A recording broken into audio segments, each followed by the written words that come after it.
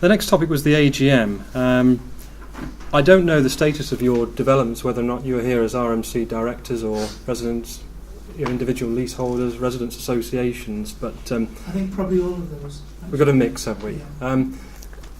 For those leaseholders who are here individually, I would encourage you to try and form a residents association, and then you'd have your own AGM. For those residents who are from an RTM company or a resident management company where you're doing the instructing, then you'll presumably in your memo and arts, your MEMS and arts, have instructions to hold an AGM. But the question is, why do you have this? And I don't think everybody really understands why you have an AGM. And most leaseholders will say, well, it's either because we have to, or it's an opportunity for us to have a pop at the managing agent or air grievances, whatever it may be. But I think it'd be beneficial for everybody to move past those very crude lines, really. The AGM is an opportunity to get involved in the running of your estate, and that is what it should be seen as, regardless of the points of signing off accounts, adopting the next budget. You need to get past that, really, to have a great relationship with your agent and the rest of your neighbours. And there are a lot of benefits to running a meeting correctly. A well-run meeting is an opportunity for change, and a lot of residents that I speak to, they're happy to pay service charges, and a lot of the time they're happy to pay a great deal of more service charges, but providing they can see that the money is going to be well spent and there's a strategy. I'd say most residents would like to see improvements within their block rather than just leaving it as it was built by the developer. So the purpose of a meeting really is to bring about those changes and to get people engaged in progression for their development. And a lot of this change, progression, engagement comes from how well your meeting is chaired. There's often an expectation that the managing agent will chair the meeting, and often does, but it's not necessarily the correct thing to happen.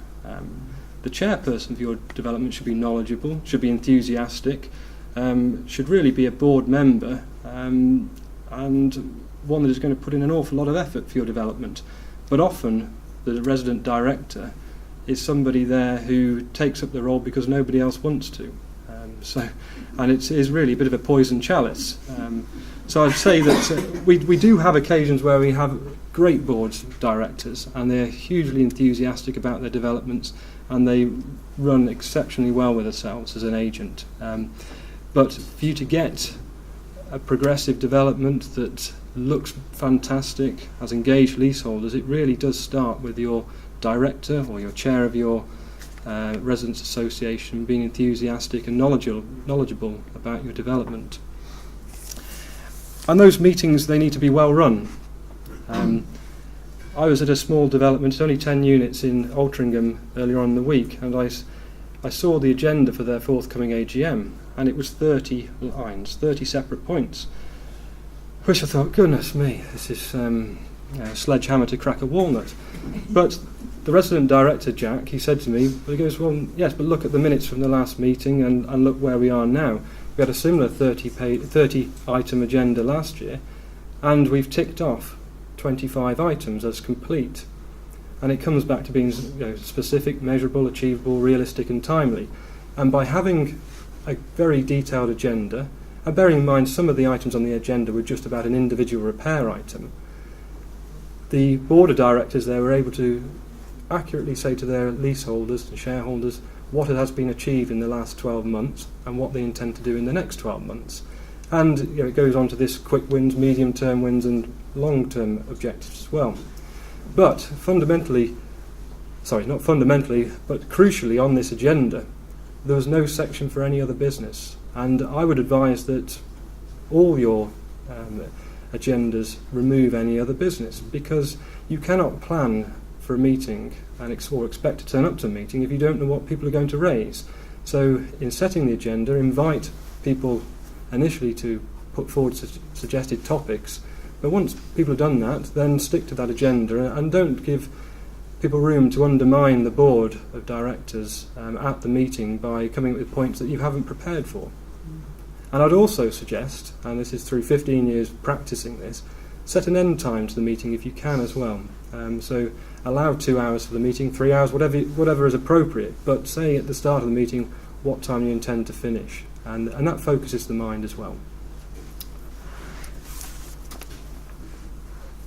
Sean, have you got anything to add to that, or is there any questions?